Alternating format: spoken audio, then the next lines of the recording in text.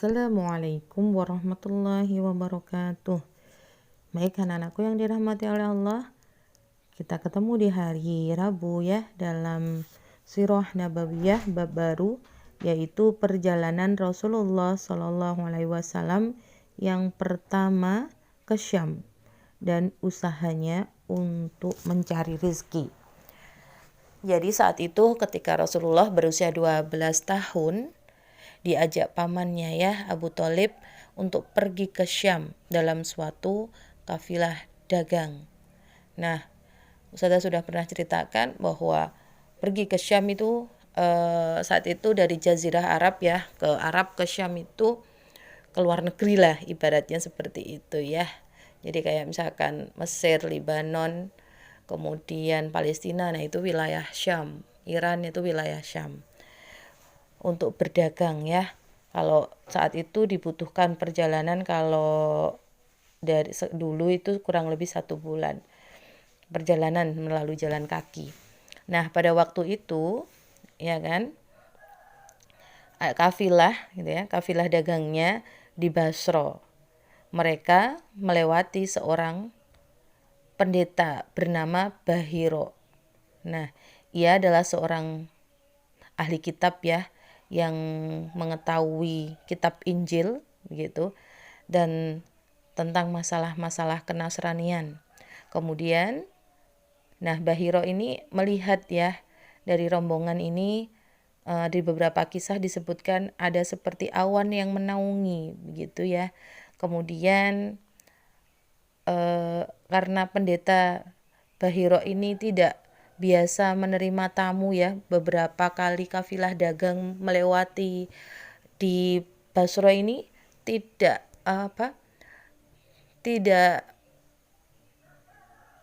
meminta kafilah dagang untuk mampir gitu ya. Tetapi pada saat itu ketika ada Rasulullah gitu ya, dari kejauhan diamati begitu, Bahira ini tertarik ya untuk mengundang kafilah dagang tersebut. Setelah semuanya diundang, dipastikan begitu kan, untuk meminta ajak semuanya gitu ya. Ternyata saat itu adalah Rasulullah sendiri ya, maksudnya ditinggal untuk menjaga barang-barang, hingga Bahiro itu bertanya kepada Abu Thalib, adakah yang tertinggal begitu? Ternyata tidak gitu, hanya seorang anak kecil. Nah kemudian pendeta Bahiro ini meminta Rasulullah juga untuk masuk begitu. Kemudian terjadi dialog di sini.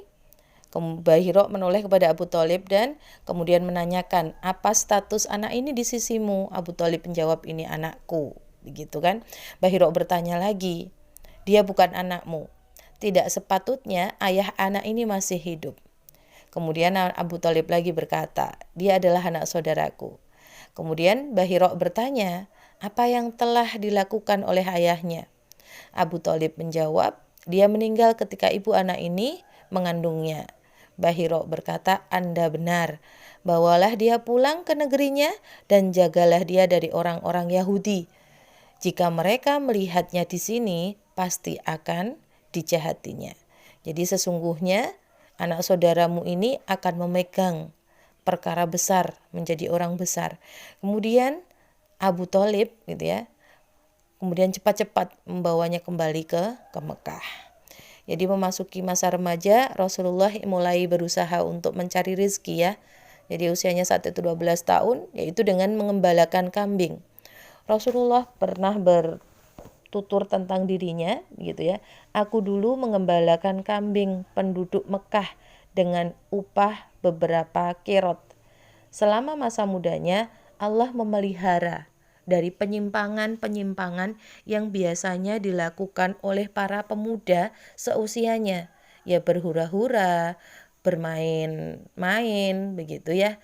Jadi Rasulullah itu pernah berkata, aku tidak pernah menginginkan sesuatu yang biasa mereka lakukan di masa jahiliyah, kecuali 2 hal. Itu pun kemudian dicegah oleh Allah. Setelah itu aku tidak pernah menginginkannya sampai Allah memuliakan aku dengan risalah atau kenabian.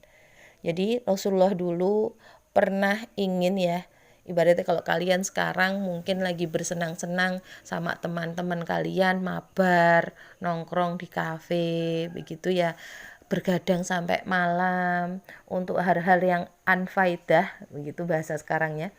Nah, itu Rasulullah tidak pernah.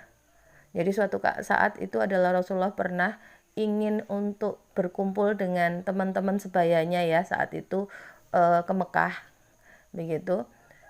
Kemudian dia meminta temannya untuk gantian jaga kambingnya. Kemudian Rasulullah itu pergi ke Mekah, sampai di pintu gerbangnya Mekah, begitu kan. Kemudian beliau bertanya, apa ini pesta ya, lagu nyanyian. Kemudian ternyata dia bersandar sambil mendengarkan musik, tapi Allah tutup telinganya sehingga dia tertidur. Rasulullah itu tertidur sampai pagi. Kemudian jadi tidak jadi menikmati hingar-bingarnya, hura-huranya apa yang dilakukan anak-anak muda saat itu. Nah, kemudian itu tadi. Berikutnya Rasulullah ulangi lagi, tetapi hal yang sama juga terjadi. Ini adalah cara Allah untuk menjaga Rasulullah agar tidak terpengaruh oleh hal-hal yang jahiliyah pada saat itu. Nah, anak-anakku yang dirahmati oleh Allah, jadi kita apa ibrah yang bisa kita ambil? Yang pertama untuk diri kita dulu. Jadi ketika Allah menginginkan kebaikan untuk kita, maka Allah itu akan jaga kita dari keburukan-keburukan atau kesia-siaan. Apabila sekarang mohon maaf kita melakukan hal-hal yang tidak berguna ya. Jadi ibaratnya menyia-nyiakan waktu kita, ayo kita istighfar sama-sama. Ya. Bisa jadi Allah tidak menginginkan kebaikan kepada kita. Nah, kalau begitu ayo kita minta ampun sama Allah sama-sama.